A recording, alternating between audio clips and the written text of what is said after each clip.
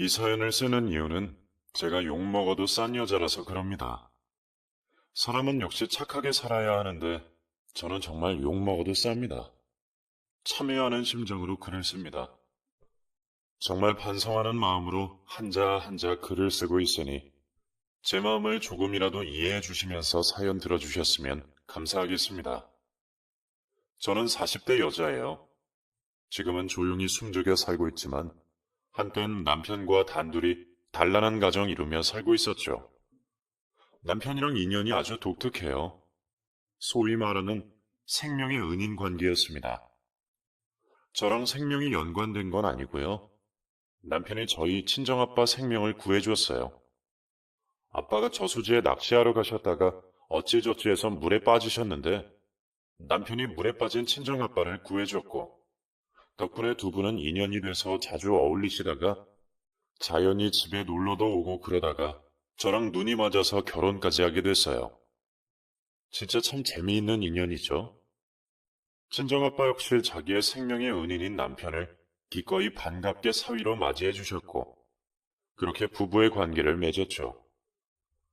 남편은 참 무던하고 털털한 성격에 무엇보다 다정한 남자였어요. 채소 가게를 운영하는 남자였는데 어찌나 부지런하고 다정한지 제 이상형에 가까웠습니다. 물론 사귈 때뿐만 아니라 결혼해서도 정말 저에게 잘해주는 남자였어요. 다만 굳이 흠을 찾는다면 약간 결벽증이 좀 있었죠. 그래서 뭔가 자기가 원하는 대로 안 되면 짜증을 내거나 약간 꼬치꼬치 따져 묻는 거. 딱 그거 하나 외엔 정말 저에게도 우리 친정에도 잘해주었던 남자입니다. 그래서 신혼 초에는 정말 사는 게 행복했어요. 얼른 떡두꺼비 같은 아들도 가지고 싶었고 남들 다 하는 그런 행복한 결혼 생활을 꿈꿨었죠. 하지만 문제는 이렇게 세상 좋은 남자에게 큰 시련이 닥쳤다는 겁니다. 글을 쓰면서도 솔직히 울컥하고 또 한편으론 미안해지네요. 왜냐하면 남편이 시댁 부모님 모시고 놀러 가다가 대형 교통사고를 당했거든요. 이걸 다행이라고 해야 될지 모르겠지만 저는 개인적인 사정상 가지 못해 큰 화를 면했었죠. 얼마나 크게 사고가 났던지 현장에서 시부모님이 모두 사망하셨을 정도로 처참했다고 해요. 심지어 사고의 원인이 저희 남편의 부주의로 인해 생긴 결과였기에 남편의 죄책감은 이루 말할 수 없었죠. 게다가 여기서 끝이 아니었어요. 왜냐하면 저희 남편도 크게 다쳐서 병원에 장기간 입원을 해야 될 정도였거든요. 그렇게 남편은 본인의 잘못으로 한순간에 고아가 되었고 여기에 교통사고 후유증으로 장애 판정을 받았죠. 교통사고 후에 약 2주 정도는 남편이 혼수 상태로 있는지라 그 사이에 제가 시부모님의 장례식을 대신 치러야 했고 그래서 남편 병간호하랴 시부모님이 장례 치르느라 정말 눈코 뜰 새 없이 지냈어요. 그리고 나갈 돈이 얼마나 많은지 시부모님 장례식장 비용, 남편 병원비, 그리고 교통사고 합의금까지 한순간에 빚더미를 떠안게 생겼죠. 다행히 나중에 남편이 정신 차리고 나서 자신이 든 보험이 있다고 해서 그걸로 어느 정도 커버를 하긴 했지만 이것저것 빚 잔치까지 해보니 남는 것이 하나 없더라고요. 그렇게 겨우 한 고비를 넘기고 다시 평온한 일상으로 돌아갔지만 우리 사이는 예전처럼 돌아갈 수 없었죠. 일단 남편은 그 사고로 인해 장애 후유증이 생겨서 육체적으로나 정신적으로나 예전과는 180도 완전히 달라졌습니다. 건강한 몸에 건강한 정신이 깃든다. 라는 말이 있잖아요. 몸이 온전치 못하고 매일 여기저기서 고통이 느껴지니 그 밝고 명랑했던 사람이 세상에서 가장 부정적인 사람으로 변하더라고요. 게다가 본인 때문에 부모님이 돌아가셨으니 그 죄책감과 자괴감이 이루 말할 수 없었죠. 매일 저녁마다 깡소주를 마시면서 알코올 중독 초기 증상까지 올 정도로 술만 퍼마셨죠. 그런 남편에게 정신과에 가서 상담이라도 받자고 여러 번 회유를 했지만 제 말을 도통 듣지 않았어요. 이런 세상 살아서 뭐해? 부모님 죽이고 나 혼자 살아서 이런 몸뚱이로 살아서 뭐하냐고. 됐어, 다 필요 없어. 나 그냥 죽고 싶어. 우리 엄마, 아빠 따라갈래. 나 말리지 마. 허구한 날 술만 마시면 제게 죽고 싶다는 말을 했어요. 솔직히 그 심정 100% 이해해요. 제가 남편의 입장이었어도 충분히 그렇게 했을 거예요. 게다가 자기 몸을 자연스럽게 쓰지 못하니 얼마나 답답하고 충격적이었겠어요. 그게 선천적인 장애가 아니라 사고로 생겼으니 장애의 후유증에 적응하기까지 너무 힘들어 하더라고요. 그러니 제게 짜증을 내도 다 받아주고 품어주었어요. 하지만 그 짜증이 점점 강도가 세지고 나중에는 자기 자신의 성격마저 바꿔놓더군요. 성실하던 사람이 몸 아프다며 일도 나가지 않고 다정한 말을 해주던 사람이 육살과 폭언에 가까운 말로 저를 멸시하고 무시하기 시작했습니다. 정말 같은 사람이 맞나 싶을 정도로 변한 남편의 모습이 너무나도 낯설었죠. 그리고 언제부턴가는 술만 마시면 저를 그렇게 때리더라고요. 처음 시작은 마시던 술병을 던지는 거였어요. 저는 밥도 안 먹고 술만 퍼마시는 남편이 걱정되어 여보 그만 마셔. 벌써 2병이나 마셨잖아. 의사 선생님이 재활받으면서 술 많이 마시지 말라고 했잖아. 그러지 말고 이리 내. 싫어. 네가 뭔데 나한테 이래라 저래라야. 너 지금 내가 병신되고 이렇게 되니까 내가 우습지? 너도 내가 만만해 보이지? 남편은 술에 완전히 취했는지 말도 안 되는 걸로 트집을 잡더라고요. 저도 화가 나서 억지로 술병을 빼앗으려고 했는데 갑자기 벽으로 던지더라고요. 그러니 유리 파편이 거실 사방으로 튀었고 저는 그 자리에서 얼음이 되었죠. 그때부터였어요. 이제는 술만 마시면 술병이랑 유리잔을 벽에 던지기 시작하더라고요. 늘 치우는 건 제 몫이었죠. 보이지 않아 치우지 못한 유리 파편에 발을 베이는 일도 허다했죠. 그리고 나중이 되니 이 사람이 저를 때리기 시작하더라고요. 처음에는 팔목을 강하게 잡고 안 놔줘서 멍이 생기더니 나중에는 저를 밀치고 그 다음에는 주먹으로 얼굴도 쳤어요. 그렇게 매일 되는 폭력에 정말 하루라도 무사히 넘어가면 다행이라고 생각이 들 정도였어요. 그때는 힘들긴 했지만 남편이 얼마나 답답하면 저럴까. 조금만 참고 내가 노력해서 괜찮아지면 다시 좋아지겠지. 라고 생각하고 오랫동안 참았는데 폭언과 폭행은 여전하고 전혀 나아질 기미는 안 보이니까 저도 슬슬 지쳐가더군요. 어느 날 거울을 보는데 눈탱이 밤탱이가 된 제 얼굴에 자괴감이 들어 그 자리에서 몇 시간을 울었던 적도 있었어요. 게다가 원래 안 좋았던 결벽증 비슷한 증세는 더 심해져서 정신적으로도 저를 완전히 집요하게 괴롭혔어요. 제가 일을 다녀오기만 해도 어딜 다녀오냐며 휴대폰 내역도 일일이 확인하고 자기가 모르는 사람하고 문자만 주고받았어도 온갖 폭언의 집안 물건을 내던지는 등 집착과 의심이 엄청 늘어났었습니다. 한마디로 폭력적인 성향에 의처증까지 도져서 도저히 제정신인 사람이라고 생각할 수 없었죠. 그때는 정말 하루를 버티기도 힘들 때였죠. 진짜로 바람 피는 것도 아닌데 이런 취급 당하는 것도 힘들었고 제가 돈도 벌고 집안 살림까지 해야 하니 몸도 마음도 너무 지치는 거예요. 그나마 처가에서 도움을 주긴 했지만 그것도 한계가 있었죠. 그래서 친정아빠에게 솔직하게 다 이야기를 했어요. 남편의 폭력성부터 시작해서 의처증까지 전부 말씀드리고 이제는 못 참겠다고 남편이랑 이혼하고 싶다는 말을 꺼냈죠. 그랬더니 아빠가 저를 말리시면서 날 구해준 이서방인데 뭐라 할 수도 없고 자기 손으로 부모 죽였다고 생각하고 장애도 얻었으니 얼마나 마음이 천갈래 만갈래로 찢어지겠니. 네가 힘든 건 알지만 그래도 조금만 참아주면 안 되겠니? 지금 이서방 옆에 너까지 없어지면 정말 큰일 날 수도 있어. 기쁠 때만 함께하는 게 부부가 아니잖니. 남편이 가장 힘들고 아플 때 있어주는 게 진정한 아내의 도리 아니겠니? 그러니 너가 좀 참아라. 물론 어느 정도 예상했던 답변이었지만 마지막으로 믿었던 아빠마저 이렇게 말씀하시니까 할 말이 없더라고요. 그 전에 엄마도 비슷한 뉘앙스로 말씀하셨고요. 물론 100번 맞는 말이지만 제가 지치는데, 제가 힘든데 누구 하나 저를 편들지 않아주니까 더 힘이 드는 거예요. 그리고 남편에게 맞아본 경험이 있는 사람들은 아실 거예요. 그게 단순히 몸이 아픈 것보다 마음이 더 아프다는 것을요. 게다가 제가 너무나도 사랑했던 남편이 180도 변하니까 이제는 사랑했던 그만큼 더 무섭고 두려워지더군요.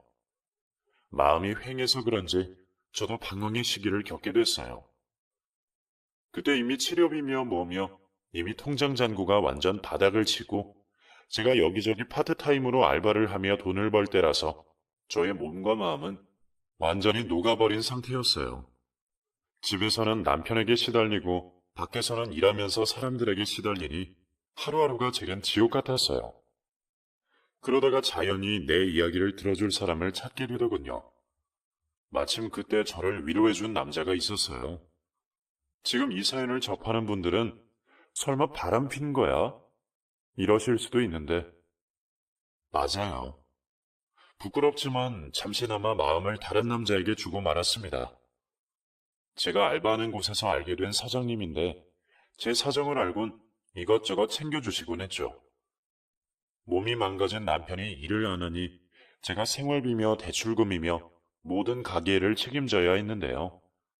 여기에 남편 재활비용도 부담이 커서 어쩔 때는 통장이 마이너스 상황일 때도 많았죠. 그때마다 사장님이 감사하게도 가부를 땡겨주셔서 큰 도움이 되었어요. 그 당시 저는 심신이 모두 지쳤기에 그런 작은 호의와 친절이 더 크게 와닿았죠. 사장님은 아들 하나 키우던 돌싱남이었고 힘들어하던 저를 옆에서 많이 다독여주시고 위로해주셨어요.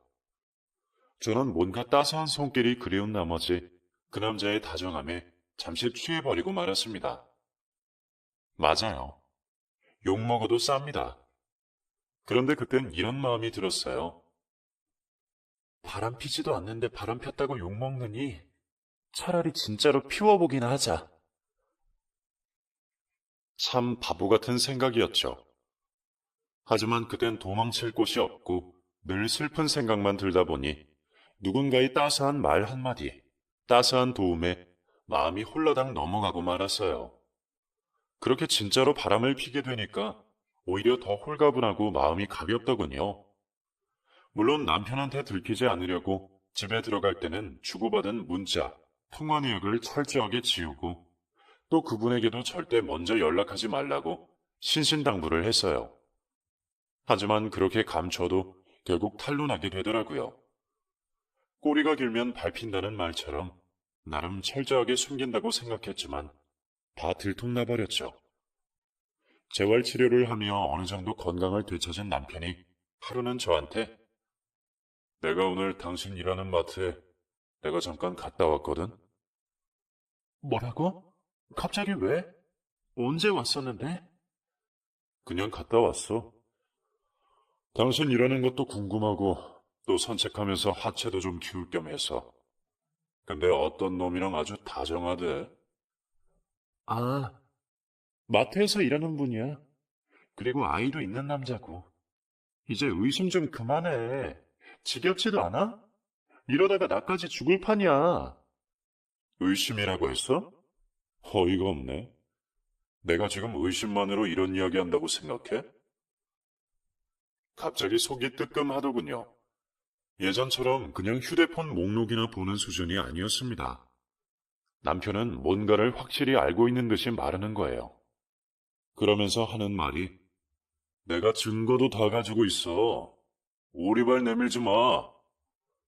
그러면서 제가 사장님 차를 타고 모텔에 들어가는 사진을 보여주더라고요. 아마 저를 몰래 미행해서 찍은 사진인 것 같았어요. 저는 증거 사진을 보여주는 남편 앞에서 그저 벌벌 떨기만 했죠. 솔직히 말해. 니네 둘이 언제부터 그런 사이였어?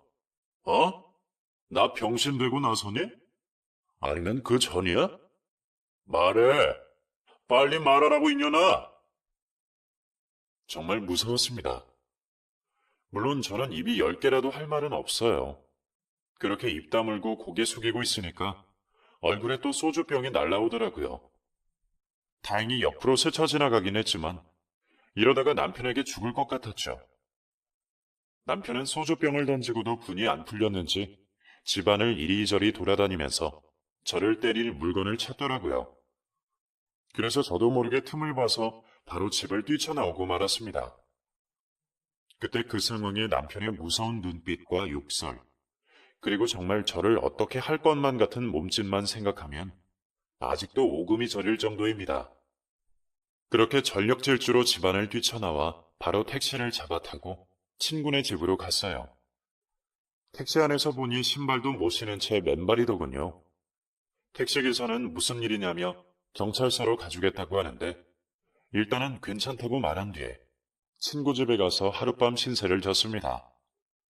친구에게 자초지종을 이야기하니까 자기가 숨겨주겠다는 둥, 경찰에 신고하자는 둥 이야기를 해주는데 제가 무슨 염치로 남편을 신고하겠어요. 먼저 바람 피운 건 저인데. 저도 양심이 있지.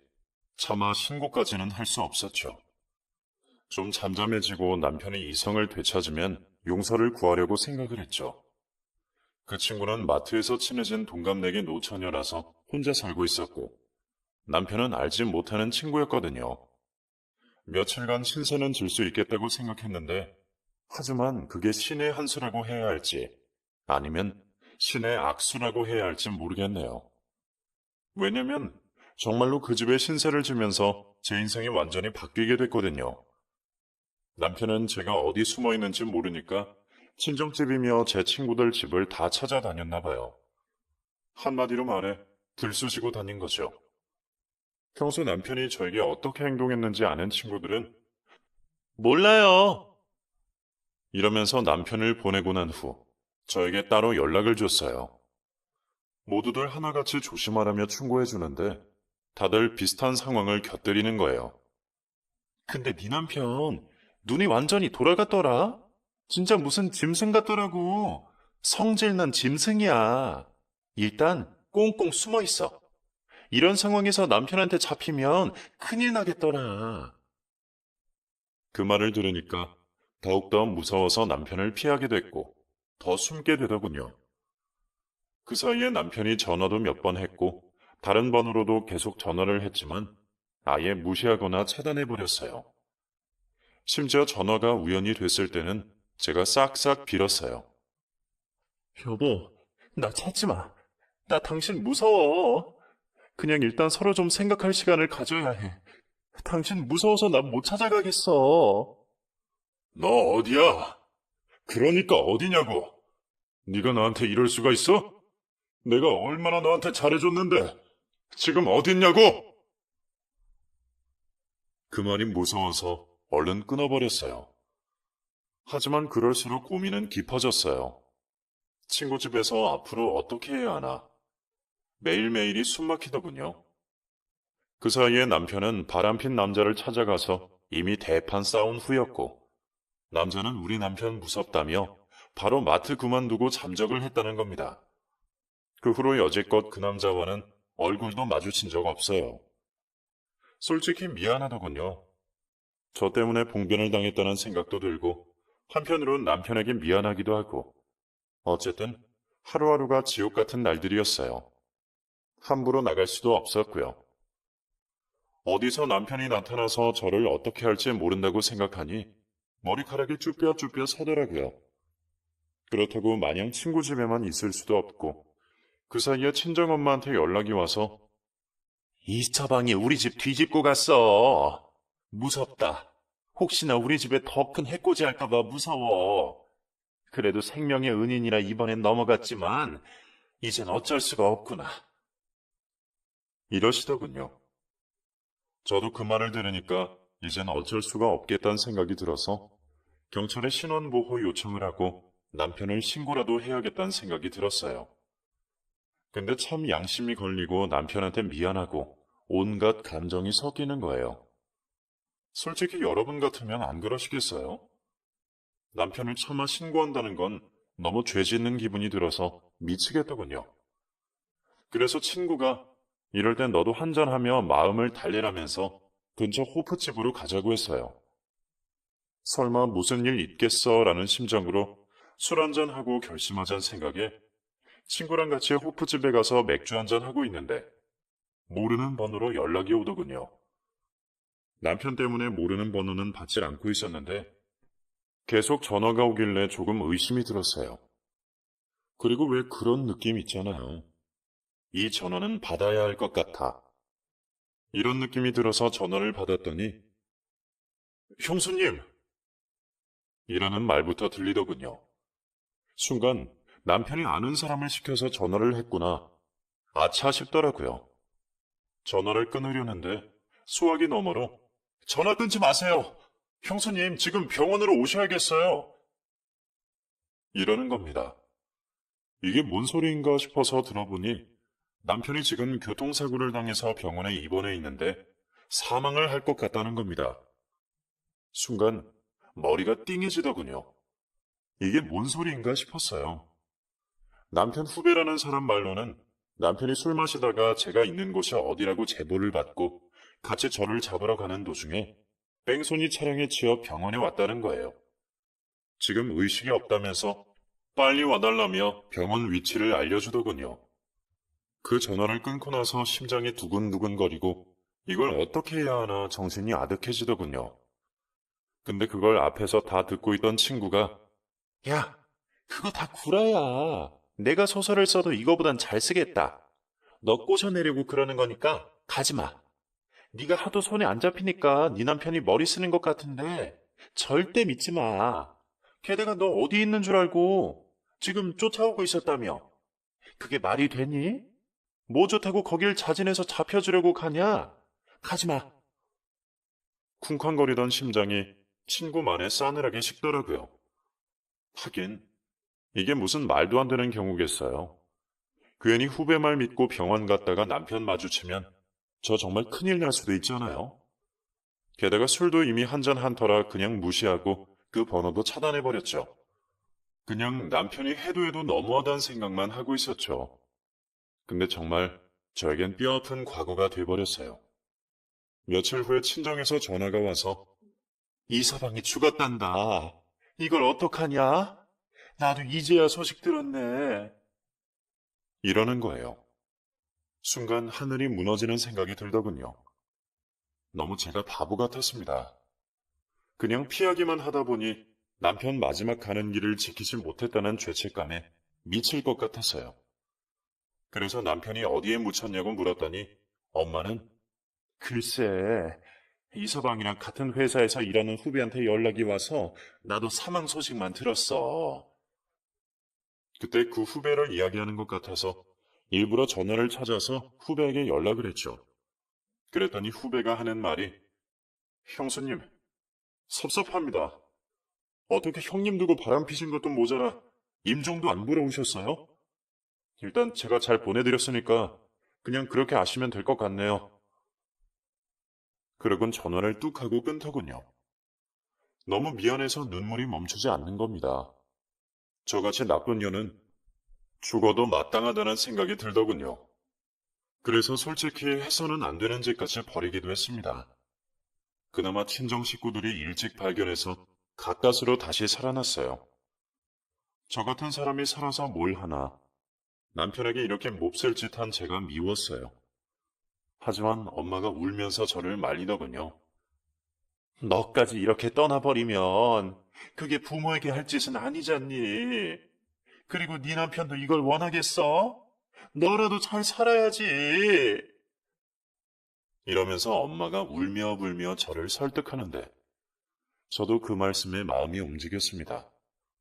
한동안 저도 몸도 마음도 피폐해져서 아무것도 못했습니다. 그래도 살아있는 사람이니 어떻게든 죽은 남편을 위로해 주려고 해도 도대체 어디에 묻혔는지도 모르고 후배는 그 이후로 연락도 안 돼서 제가 죄를 받는 거라 생각하고 마음에 남편을 묻고 정리를 시작했습니다. 게다가 그때 충격으로 정신과 치료도 받으러 다녔고 배인 기피증까지 생겨서 거의 집안에만 갇혀 지냈거든요. 그래서 아빠랑 엄마가 이것저것 많이 챙겨주셨어요.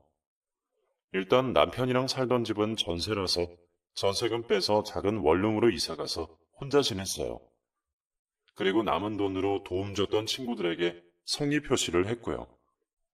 그렇게 한동안 혼자 지내며 저를 찾아다니면서 남편의 혼을 위로하고 제 마음에 있던 번뇌를 씻어내려고 노력했습니다. 그렇게 하는 게 옳다고 생각했고요. 한마디로 속세하곤 진짜 담을 쌓았죠. 그래도 부모님이 걱정하실까봐 몇몇 친구와 부모님 외엔 모든 걸 차단하며 3회의 시간을 가졌습니다. 그리고 돌아와 보니 1년이란 시간이 훌쩍 지났더라고요. 그 사이에 부모님도 더 많이 늙으신 것 같고요. 아빠는 이젠 너도 살아야지. 그동안 그렇게 지냈으면 됐다.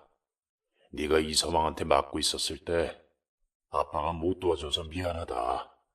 너 잘못만 있는 거 아니니까 더 이상 힘들어하지 말고 너도 네 살 길을 찾으렴. 그제야 저도 마음을 좀 씻고 이제 사회에 나오려고 지인들의 도움을 받게 됐어요. 여기저기 이력서도 돌리고 했지만 40이 다 된 여성에게 누가 직업을 줄 리도 없고 약간의 허송세월을 보내게 됐어요. 그 시간 동안 공부를 하자 생각해서 사회복지사랑 봉사 관련해서 일을 좀 알아보고 있었어요. 그러다가 모 봉사단체에 가서 일을 돕던 와중에 저보다 1살 많은 남자를 알게 됐습니다. 정말 적극적으로 저에게 다가왔지만 저는 솔직히 거부를 했죠. 왜냐하면 너무 두려웠거든요. 하지만 이 남자는 끝까지 저를 쫓아다니면서 적극적으로 구애를 했습니다. 참 답답하더라고요. 노총각이긴 했지만 나름 멀쩡한 직장 다니면서 마음 착해서 어려운 사람들에게 봉사하며 사는 사람이 뭐가 아쉬워서 저 같은 여자를 좋아해 주는지 이해가 안 됐습니다. 그래서 하루는 모든 걸 다 이야기했습니다. 저는요, 결혼도 했던 몸이고 바람도 폈던 여자예요. 그리고 여러 일이 있어서 남편도 하늘로 떠나보는 여자예요. 그래서 저는 남자를 만나는 게 늘 죄 짓는 기분이고 남자를 만날 여유도 없는 여자예요. 봉사활동하는 것도 남을 위하는 게 아니라 제 마음의 죄를 씻으려고 하는 거니까 저를 가까이 하지 마세요. 저는 단호하게 이야기했지만 정말 그 남자는 자꾸 저에게 다가오는 겁니다. 참고로 저는 이쁜 얼굴도 소위 말하는 몸매 좋은 여자가 절대 아니에요. 그렇다고 먼저 꼬리치는 여자도 아니고요. 근데 이 남자는 일찍 세상을 떠난 엄마를 닮았다는 이유로 저에게 따뜻함을 느낀다며 자꾸 가까이 다가오는데 나중엔 거절하기가 정말 힘들더군요. 게다가 사회에서 홀로서기를 하려면 누군가의 도움이 필요했는데 이 남자가 여기저기 알아봐줘서 작은 복지단체 일도 하고 그거 계약 기간 끝나자마자 유산균 음료 판촉물 파는 일도 하게 됐고 조금씩 일이 들어오더라고요. 솔직히 너무 감사하더군요. 하지만 그때만 해도 마음의 문을 열 순 없더라고요. 남편 죽었단 이야기 듣고 벌써 3년이 지났고 주변에서도 슬슬 내 인생 살라고 하는 충고도 들으니 저도 마음이 흔들리기 시작했습니다.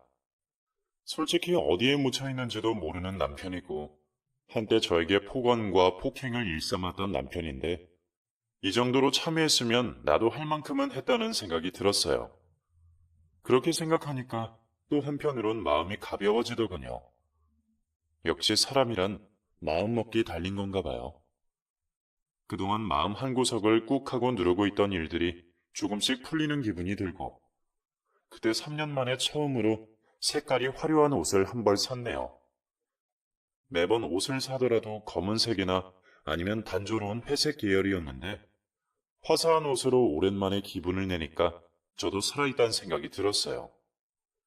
그러니 더 열심히 해보자는 생각에 낮에는 유산균 음료 판촉하고 밤에는 식당 서빙 알바의 주방 일도 배우면서 나중에 이런 가게 하나 차려보자는 각오로 죽기 살기로 살았죠. 그 사이에 그 남자의 위로에 점점 저도 마음을 다잡고 이제 새 출발을 해볼까 생각을 하게 됐습니다. 게다가 일이 잘 풀려서인지 남자 도움을 받아서 일단 작은 분식집도 하나 내게 됐어요. 모든 게 참 순조로웠고, 제 마음도 슬슬 남자를 받아들일 수 있게 되니까 영화도 같이 보게 되고, 조금씩 데이트라는 걸 할 무렵이었습니다. 이제 저에게도 행복이 다시 찾아올 거라고 믿었네요. 근데 제 악몽은 계속되더군요. 어느 날 원룸을 나오는데 이삿짐 센터가 온 거예요. 마침 옆집이 이사 가는 걸 며칠 전에 본 터라 새로운 사람이 이사 오나 보다. 이렇게만 생각했는데 원룸 이삿짐이라는 게 많진 않잖아요.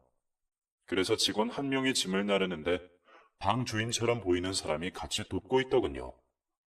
그냥 스쳐 지나가려다가 그래도 옆집인데 누가 오나 얼굴이나 볼 겸 흘낏 봤는데 순간 몸이 굳어버리는 겁니다.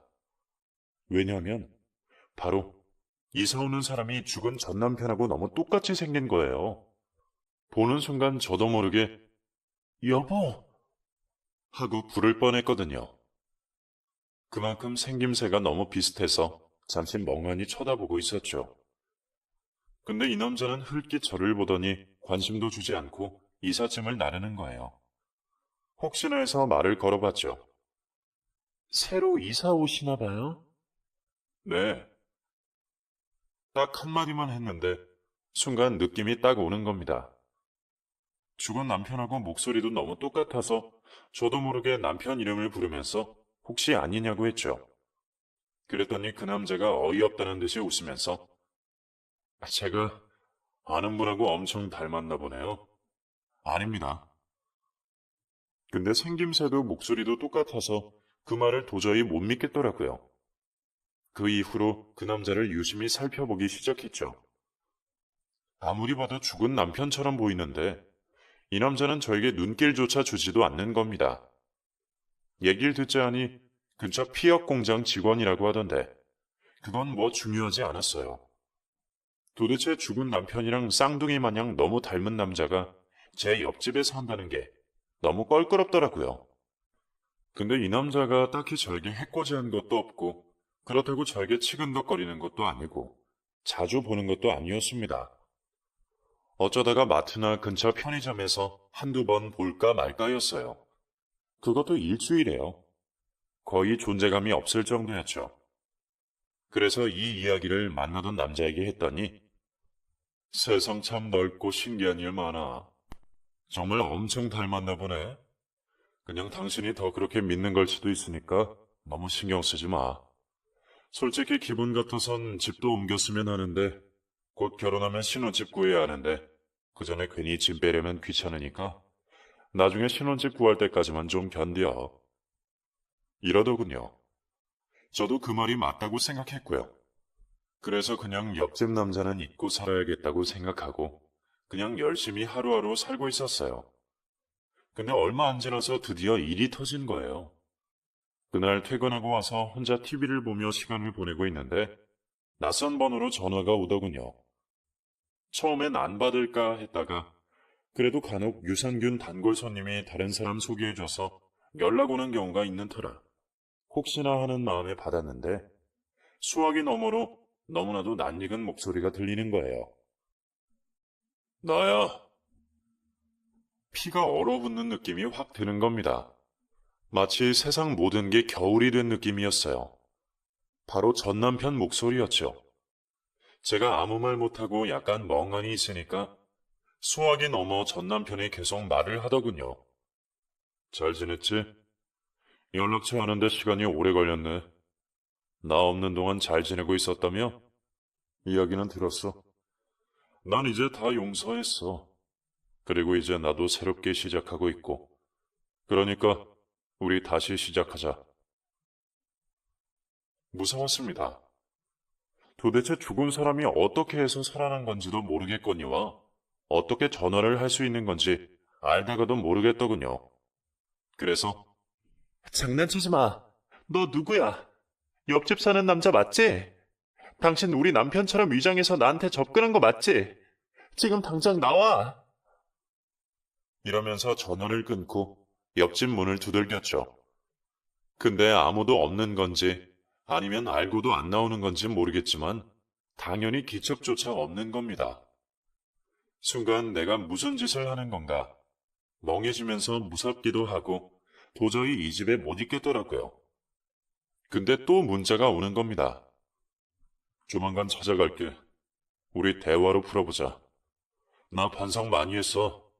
너한테 나쁜 말 많이 하고 때리고 했던 거 반성 많이 했으니까 우리 다시 시작하자. 그 문자 받자마자 남자친구에게 연락해서 남친 집으로 갔습니다. 사실 남자친구는 부모님을 모시고 사는 터라 찾아가면 안 됐지만 그 사이에 이미 인사도 드리고 제가 결혼을 했던 것도 아는 터라 제 이야기를 듣곤 예비 시아버지께서 도대체 어떤 놈이 이런 장난을 치는 거냐? 경찰에 신고해야 하는 거 아니야? 이러시는데 도대체 무슨 죄목으로 신고해야 할지 모르겠는 거예요. 일단은 지켜보기로 하고 그 집에서 하루를 보냈는데 다음날 일을 하러 갈 수가 없더군요. 무섭지만 일단 남자친구 도움을 받아서 집에 들어가 간단한 옷이랑 생활용품만 빼서 남자친구 집으로 왔죠. 도무지 너무 무섭기도 하고 어찌할 바를 모르겠는데 순간 정말 남편이 죽은 게 맞나? 이런 생각이 드는 거예요. 생각해보니 남편이 어디에 묻혀있는 줄도 모르고 남편 사망 소식은 후배한테 들었을 뿐이지 누가 어떻게 진행했는지 아무도 관심이 없었거든요. 그땐 저도 경황도 없을 뿐더러 정신과 진료받고 거의 모든 걸 차단하고 지낸 터라 남편 사망 여부를 서류상으로 보질 못했거든요. 그 이후로 제가 서류 한 장 떼본 적이 없고요. 전부 다 부모님 이름이나 가게는 남자친구 이름으로 서류 등록을 마친 터라 주민센터에 가본 적이 없었네요. 그래서 일부러 찾아가서 서류를 떼보니 세상에나 남편은 죽질 않은 겁니다. 아니 이게 어떻게 된 건가? 너무 어이가 없고 제가 참 바보 같다는 생각이 들더군요. 그냥 당시엔 당연히 사망했다고 믿었는데 너무나 버젓이 남편은 아직도 생존해 있는 거예요. 정말 어처구니가 없어서 아빠한테 이 사실을 알렸죠. 그리고 남편이랑 닮은 사람이 옆집에 산다는 이야기도 하면서 혹시 아는 게 없냐고 물었더니 아빠는 한숨을 쉬시더니 남편 후배의 연락처를 알려주셨어요. 바로 남편 사고와 사망 소식을 알려주던 바로 그 후배였죠.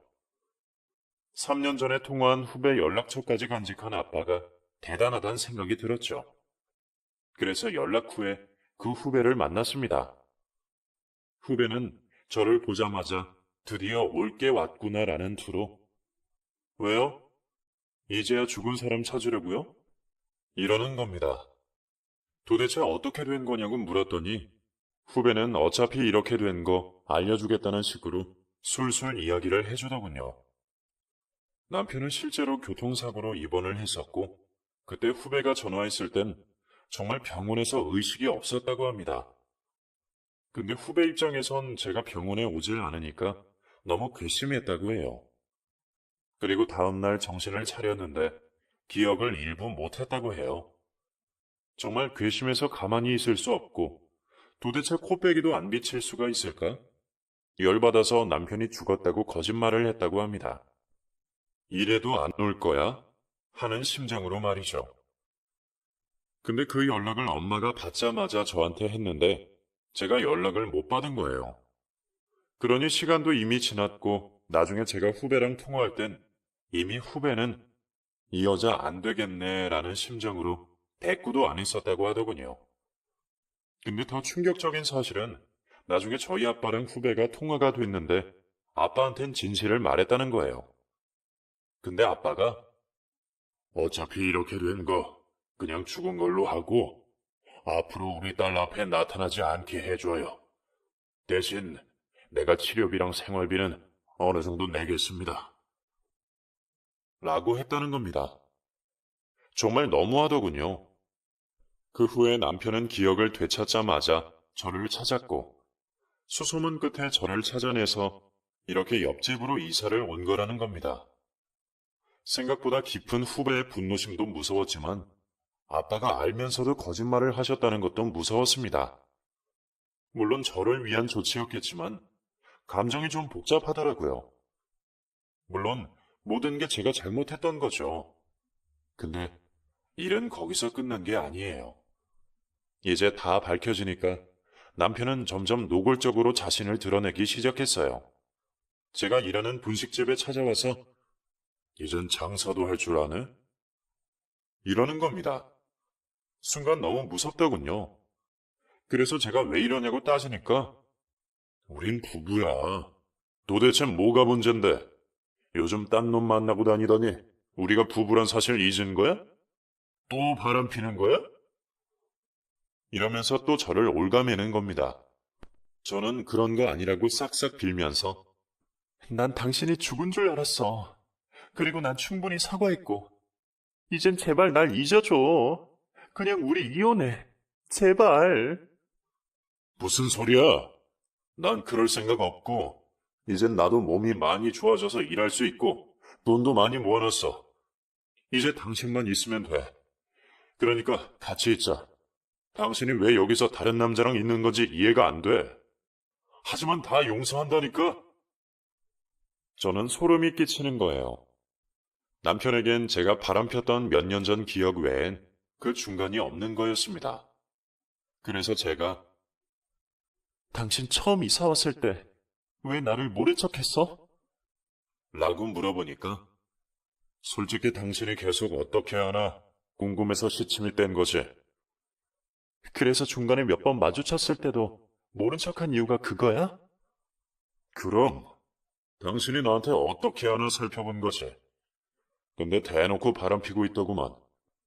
저놈이 바람핀 남자구만. 아니 그 사람이 아니라니까. 바람핀 건 옛날이라고.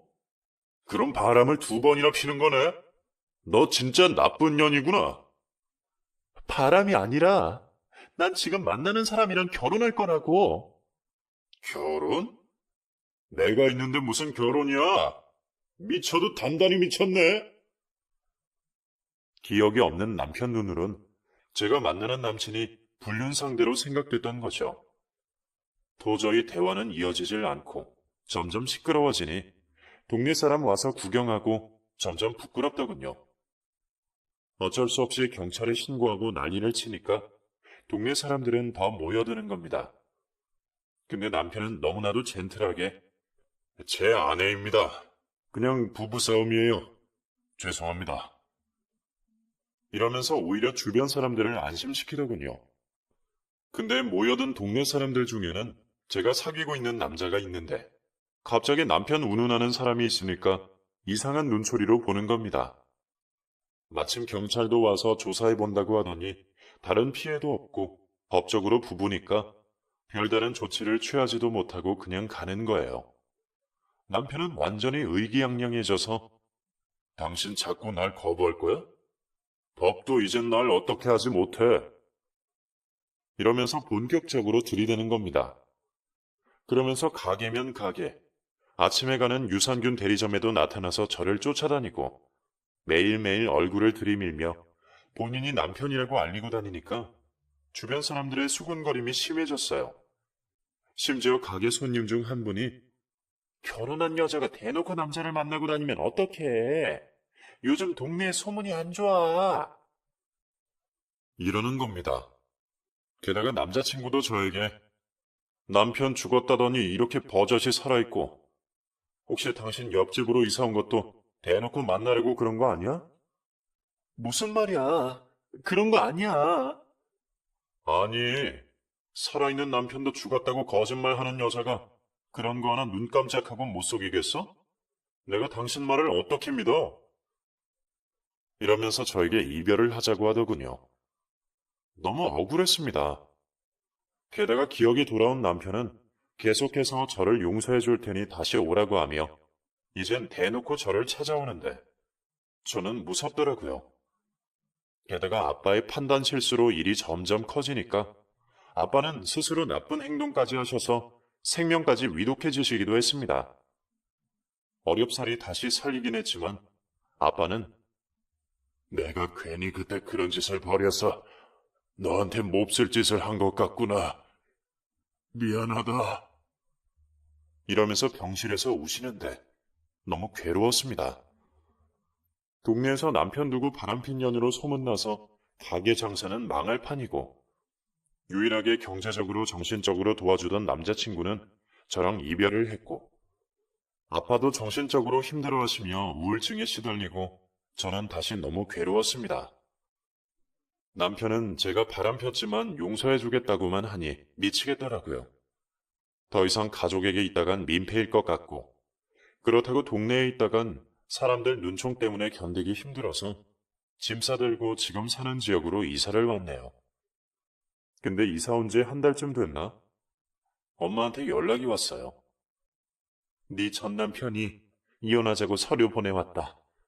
어차피 바람 폈지만 용서해주고 같이 살려고 했는데 네가 계속 피해서 합의 이혼하자고 서류 보내왔는데 나는 도저히 무슨 말인지 모르겠구나. 너가 한번 와서 보렴. 이러는 겁니다. 그래서 서류 받아서 읽어보니 이혼 귀책 사유가 저의 바람이고 제가 계속 회피했으니 이혼 원인 제공자인 제가 위자료를 물어내라는 겁니다. 거기다가 남편은 아빠가 허위사실 유포했다며 고소까지 했더라고요. 한마디로 죽지도 않은 사람을 죽었다고 해서 자신을 괴롭혔다는 거죠. 이젠 법정까지 계속 가야 할 상황이 됐습니다. 남편 입장에선 저나 아빠가 원망스러울 수는 있지만 그렇다고 아빠가 남편 치료비도 대주고 오히려 살려준 건데 이렇게 법적으로 나오니 어쩔 수가 없어서 맞대응 중입니다. 생명의 은인이 이젠 완전히 남남의 적이 된 상황인데 딱히 저에게 유리한 상황은 아니네요. 저는 위자료를 물어줄 판이지만 솔직히 줄 돈도 없어요. 제 딴에는 남편에게 지은 죄를 갚았다고 생각했지만 남편은 그게 아닌가 봅니다. 그 이후로 저는 정말 하루하루가 지옥 같은 삶을 살고 있어요. 바람을 핀 죄로 그리고 남편 사고당했을 때 나 몰라라 한 죄가 이렇게 큰 파장을 불러일으킬 줄 몰랐어요. 그때 제가 바람을 안 폈더라면 남편이 사고당했다고 했을 때 찾아갔더라면 아빠의 순수한 거짓말도 없었을 거고 제가 이렇게 슬퍼할 일도 없었겠죠. 모든 게 제 잘못이라 생각하고 저는 다시 죄를 씻는 마음으로 지내고 있어요. 하루하루가 고통스럽네요. 앞서 말씀드렸지만 저를 욕하실 분도 많을 겁니다. 하지만 저도 정말 최선을 다했어요. 그리고 정말 견디기 힘들어서 잠시 한눈을 팔았을 뿐인데 이렇게까지 고통받는 게 너무 힘드네요. 저의 마음을 조금이라도 덜고자 하는 마음에 긴 이야기를 주절거렸습니다. 긴 글 읽어주셔서 감사합니다.